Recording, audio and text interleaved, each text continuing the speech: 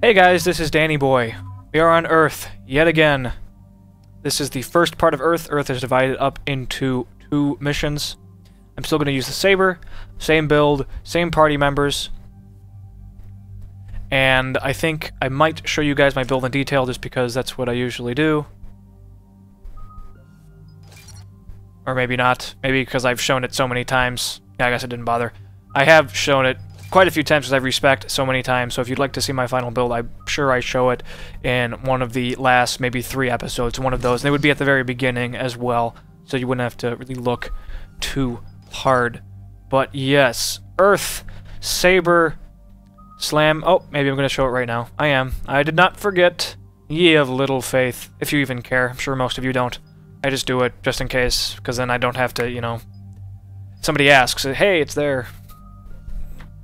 I don't have to worry about it, but this was not too bad. It was much easier than on my Vanguard. I had many more tactical options, much more flexible sort of build and weapon choice. The finale, though, you know, the survive portion, that was rough. Always is. I would have made a different decision, and there probably would have made it easier. And I won't make that mistake next time. You know, it's cool that this is the 3rd time I've done it, and I am still learning things, discovering different strategies and whatever. That's nice. This wasn't too bad. This first part, I don't believe I ever died. Not that I remember. And you just really need, and Javik already died just getting off the freaking shuttle. You really need to be patient here. You don't want to expose yourself. You really do not want to rush ahead either, because enemies will spawn everywhere. They will absolutely flank you. They will absolutely spawn right where you don't think they would be. So you can just turn your back and suddenly there are enemies there. So you want to make sure that you have something, you know, solid at your back. Just be it party members or cover or whatever. You know, you just want to make sure that you are aware of what is behind you is what I'm trying to say. But also, yes, the cannibals all spawn with armor. They don't have to wait for marauders to give them armor, they spawn with armor. So in this particular mission, enemies do have more health than you're used to, simply because they all have armor. So, like, for me, I typically will manage to kill cannibals and marauders long before they get a chance to armor everybody up. But in this case, they all spawn with it, so it takes more to take down a typical opponent. Also, just the fact that they have armor, not only is their health regeneration is going to be faster, they're going to have just more health, but the armor pieces will just directly absorb shots. If you happen to hit armor, which is easy to do, especially if you're going for headshots, because that's generally where most of it is, it's near their head, around their head. If you shoot that, especially with a sniper rifle or the Saber, it just completely absorbs the shot and makes it entirely ineffective. So it's something to keep in mind. Like, for me, for a long time, I thought, wow, is my aim that terrible? I'm missing that many shots? Those all seem to be on target. And yeah, usually they are. It's just you're hitting armor pieces. And there are quite a few of them, so it's easy to do. Just something to keep in mind. Yep. See, it's easy for them to flank you. And I died. Thought I died. I remember dying at least once. Sucks. But we will make it through. I believe that's my last death for a good while.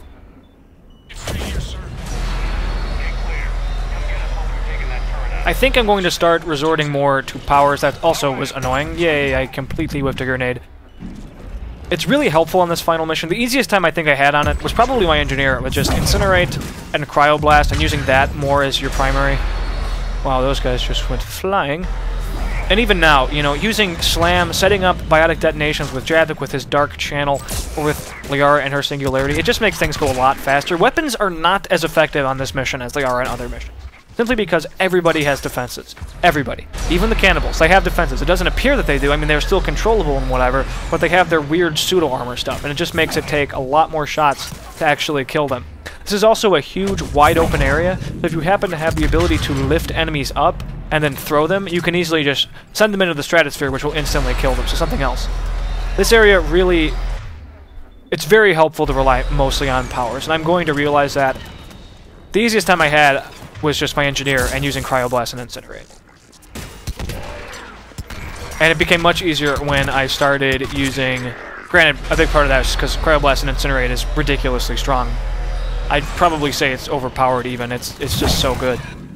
I have a much easier time when I start relying less on the Saber and just more on Slam and Biotic Detonations. Because, you know, there's also a ton of enemies, and they're all generally crowded together as well. So you can just take out large groups of them at once, or just control them to relieve pressure on you. It was really rough on my Vanguard. And I also relied, you know, on Biotic Detonations. I relied on Charge and setting charges up with pulls. I mean, that was my main source of damage as well.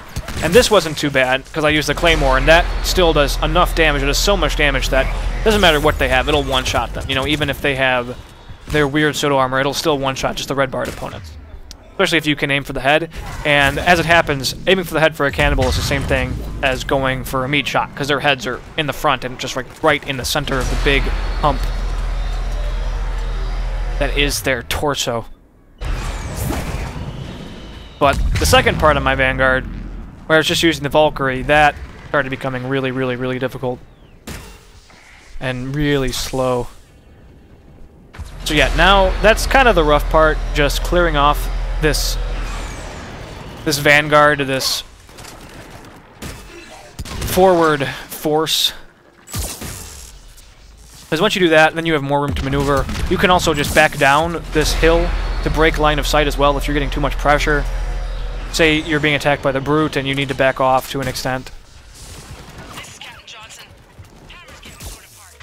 We need those guns offline now. Go away. And once the Brute comes, the game actually auto-saves as well. So you're pretty much in the clear. If you manage to get this far, well, you want to do that first part again, because the game auto-saves. That's nice. They are fairly merciful. I mean, they could have been a lot harder on the player in this final stuff. I mean, they could make it that you had to go through the entire thing in just one shot. I mean, couldn't just prevented you from saving at all, even. But they are not so cruel. Some developers are. Rockstar Games comes to mind in their Grand Theft Auto series. They are not very forgiving when it comes to dying and auto-saving. Autosaves are few and far between in that game. Anyway. This is a difficult thing to talk about, because the strategy is generally the same. You just clear off that first part. You have to be really situationally aware and prevent enemies from, you know, flanking you.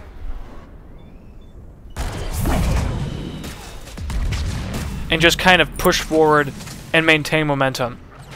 Which is actually just like real life in fighting. Momentum is incredibly important. I'm not sure if they infinitely spawn. I don't think they do. Right here I kind of thought maybe they did, because another Brute's coming. Something that you can also do is go to the far right. I believe I did it on my Vanguard, and go into the houses. Though, if you're not careful, they can easily overwhelm you. It gives you very little room to maneuver if you do that. But it does help keep your flanks safe, in that they can't just show up behind you so much because there's just a wall in the way. You can try that if you'd like.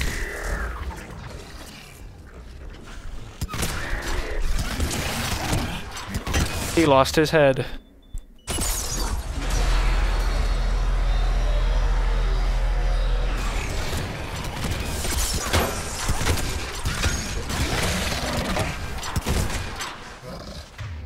As I mentioned before, Brutes also have armor pieces. You might have heard me striking a few. Just like the cannibals, Brutes have armor pieces, especially on their shoulders, their torso to an extent. This is finally winding down. Once you've killed the second Brute, there really isn't much left. So we will have a third wave that just kind of all spawn at once you cross an invisible line. That's how a lot of scripting works. Just when a scripted event is supposed to start, there's just an invisible line that you'll cross without realizing it, and that starts the script. And see, suddenly all of these guys were here. So I crossed an invisible line, and they just all spawned. Which kind of sucked because I thought I was done, but apparently not.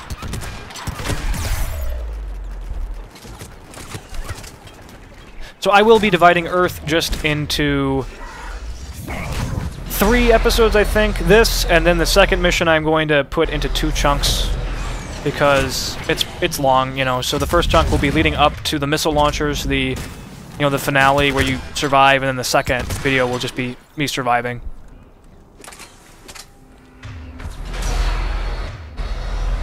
So again, checking radar to make sure this is clear.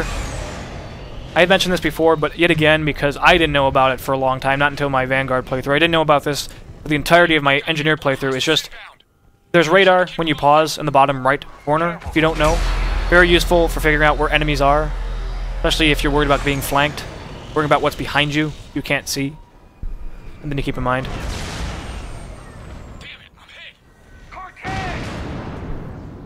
And I never talked to Steve Cortez. I never did the stuff where you make him want to live, give him reason for living. Apparently, and I figured as much, actually. I really, really thought that that was going to happen, and if it didn't, I would have been disappointed. But I figured that, okay, there's to be some effect, and it's more than likely just when his shuttle is shot down, he dies. And yes, he does. Notice I referred to him as Cortez in this playthrough and not Steve, whereas if you have given him reason to live, you refer to him as Steve, and he actually survives the shuttle crash. So, unfortunately, Cortez is dead. If you'd like to see him live, you can look at the same episode, the same area on my Vanguard playthrough. Keep an eye out for their heavy weapon supply. This is leading up to the Banshee sequence, which is really, really, really easy. This whole thing is so easy. I really had learned to play issues on my Engineer when I was doing this first part, especially when killing the cannibals and facing the Banshee. A big part of that is I just hadn't done it before. I mean, there is a huge difference between having done something twice and never doing it before. So now I know exactly what to do, I know where to go, I know where to be for this area. And they give you really nice cover at the beginning of this as well. But what I always do for when you're trying to kill the Banshee before you leave is I just blow up the Banshee immediately with the cane. I really think that's the best idea unless you are incredibly good and well-equipped to dealing with hard targets like Banshees just really, really quickly. Because otherwise, if she becomes a threat, it gets really easy to be flanked, you know, because the cannibals will absolutely flank you. They're super aggressive for that particular fight. They're all armored and there's just a ton of them. So what I do is I just kill the Banshee with the cane. This is going to come up in just a moment. I realize I'm talking about it now, but there's nothing I can say about what I'm actually doing. I'm behind cover, and I'm killing guys. There's nothing more to it. You don't even need to move from where they start you out here, as long as you have, you know, line of sight on them. Right now, the Ravager's just a bit out of my way. And he's attacking party members. But anyway, I kill the Banshee with the cane, and then it's just a matter of just hiding and preventing the cannibals from flanking you. And then the shuttle comes, and then it's just a matter of getting to the shuttle, which is actually very easy to do, especially if you have lift grenades. If you just bring Javik to this mission, you can just use a lift grenade on one group of guys to take them all out, use a lift grenade on another group of guys to take them all out, and then just run into the shuttle. It's super simple. Or Liara with singularities. Or, I mean, if you have your own crowd control abilities, like I have lift grenade myself, or if I was an adept, I would have singularity. On a Vanguard, you can just charge a group, know the other group, and walk in. I did that on my Vanguard. It was very easy to do.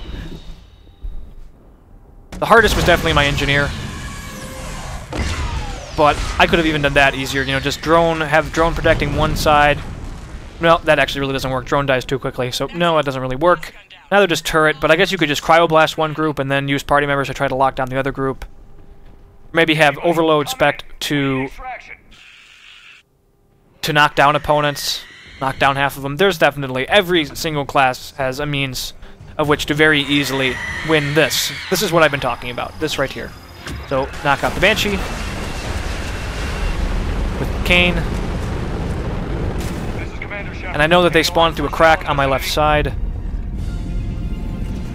I'm just preventing them from having line of sight, but I also don't have line of sight on them, and they move back. I even have the luxury of slam, so I can even use that as a means of crowd control.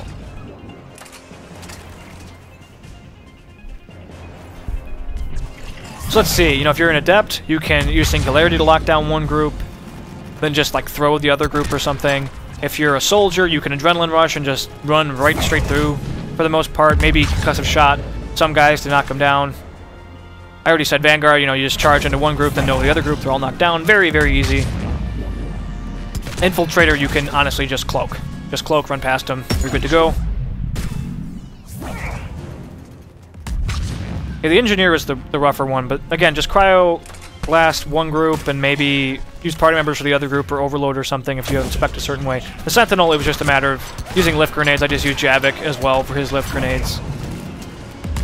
The shield gives me a bit more health, so I can just run past. I think that's everybody.